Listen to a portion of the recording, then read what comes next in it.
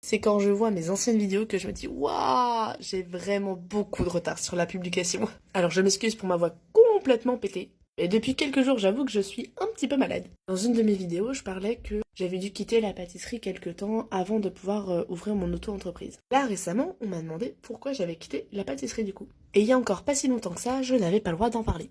Vous allez très vite comprendre. Mais ça va être une histoire sur plusieurs vidéos parce que ça va être un petit peu long à expliquer.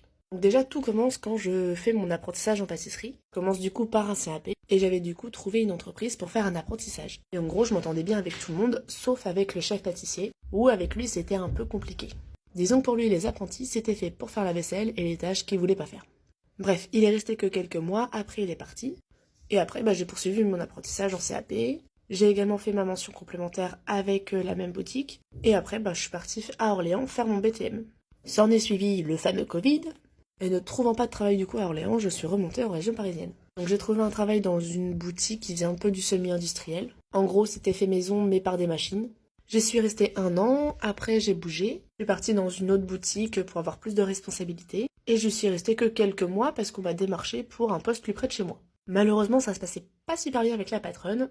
Et du coup, en faisant mes recherches pour retrouver un nouveau travail, je tombe sur une annonce qui me dit quelque chose. Et en attendant la partie 2, je te présente ce superbe layer cake pour 10 personnes. Le premier étage est vanille fraise et le deuxième Kinder Bueno.